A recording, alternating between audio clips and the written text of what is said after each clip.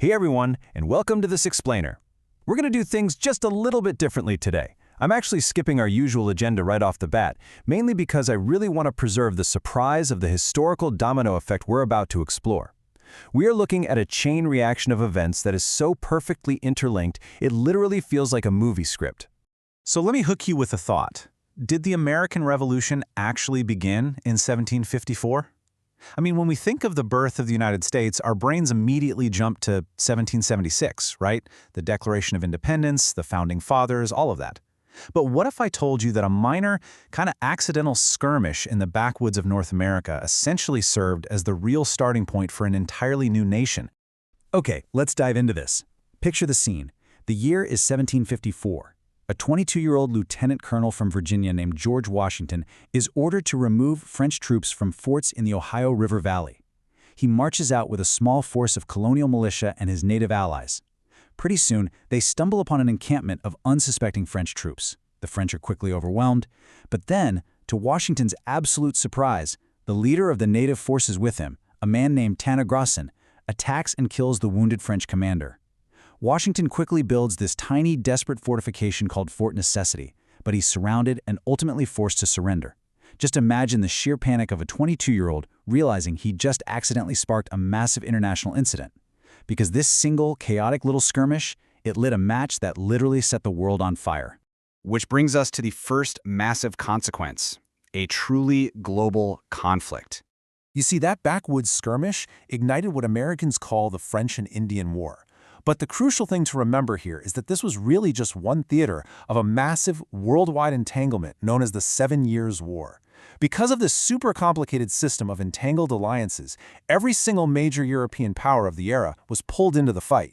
We are talking about millions of soldiers and thousands of naval vessels engaged in a war that stretched across North America, Europe, the Caribbean, India, and Asia. It was huge. To truly grasp the scale, just look at this staggering number. An estimated 1.4 million total casualties globally. But here's the fascinating part for our story. The fighting over in the Ohio River Valley, the French and Indian War, accounted for roughly 23,000 of those killed, wounded, or captured. That is just under 2% of the total casualties of this massive global conflict. Yet somehow, that tiny 2% would completely alter the course of modern history. Let's move on and look at the actual price of this victory. So, the war ends with the 1763 Treaty of Paris, and Great Britain sees these enormous territorial gains. Vast swaths of formerly French-occupied land like Canada and all the territory east of the Mississippi River were suddenly British. France was effectively driven completely out of North America. And for the British colonists, this was incredible news. They figured an entire western frontier was now wide open for the taking. But here's where our domino effect really kicks into high gear, perfectly connecting the dots. Step 1, you have a massive global war. Step 2, winning that war comes with astronomical British debt because, well, wars are incredibly expensive. Step 3, to pay off that mountain of debt, Britain decides it needs to squeeze the American colonies through new taxes. And Step 4, that economic strangulation directly causes the revolution. So that triumphant victory in 1763, it was the absolute direct catalyst for the rebellion of 1776. Which brings us to Britain literally drawing the line. Remember all that new land the colonists were so excited to settle? Well, to avoid expensive new conflicts with Native American tribes who actually lived in that region, King George III issued the Royal Proclamation of 1763. It explicitly forbade any colonial settlement west of the Appalachian Mountains. Think about the deep irony here and the intense resentment it caused.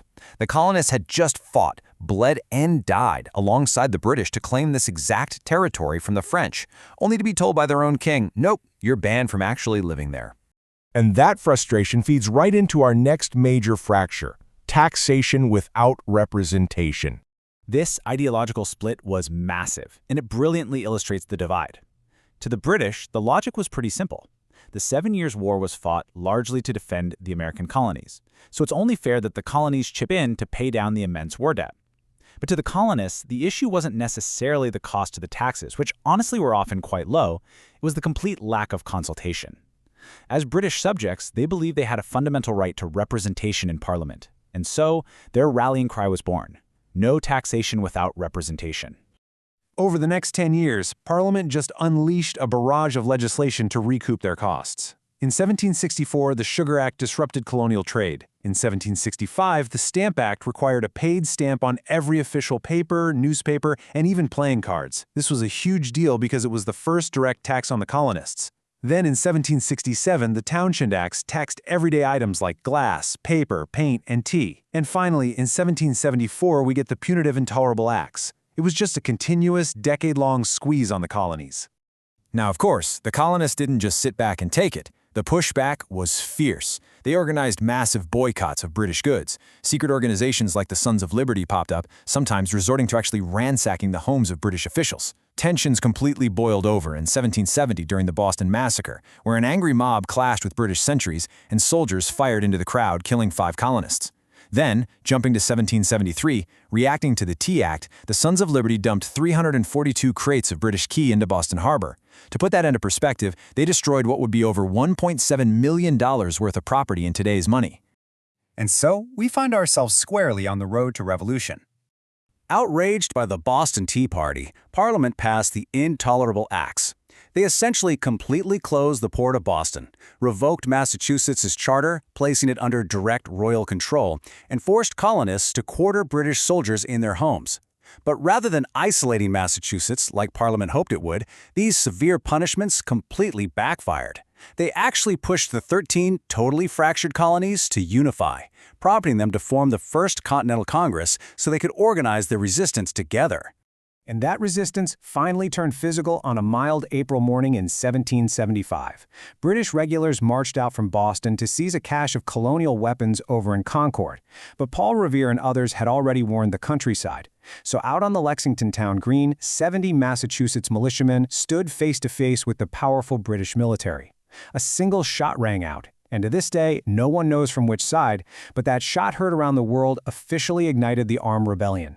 What started as a rebellion by British subjects just fighting for their constitutional rights soon underwent a massive ideological shift. By July 4th, 1776, Thomas Jefferson had drafted and the Continental Congress had ratified the Declaration of Independence, featuring those immortal words, "We hold these truths to be self-evident, that all men are created equal, that they are endowed by their Creator with certain unalienable rights." That document fundamentally transformed the conflict. It wasn't a civil dispute over taxes anymore. It was a full-fledged revolution for a sovereign new nation based entirely on natural rights. Now, get ready for the ultimate irony of this whole historical saga. Fast forward to the decisive 1781 Siege of Yorktown, which is the battle that effectively ended the war. George Washington had cornered the British General Cornwallis. But here is the thing. Washington absolutely could not have won this without massive foreign intervention. Fighting right alongside the Americans were thousands of French troops under General Rochambeau, plus a powerful French navy sitting offshore that defeated the British fleet and cut off Cornwallis's only escape route by sea. Which leaves us with this final, truly striking question. Why did the Kingdom of France help the American rebels win? The answer is pretty simple. Revenge. France wanted to humiliate Britain and avenge their devastating territorial losses from the French and Indian War almost 2 decades earlier. Just think about the incredible irony here. George Washington, the young colonial officer whose backwoods skirmish in 1754 helped drive the French out of North America, ends up relying on that exact same French military to save his new nation in 1781.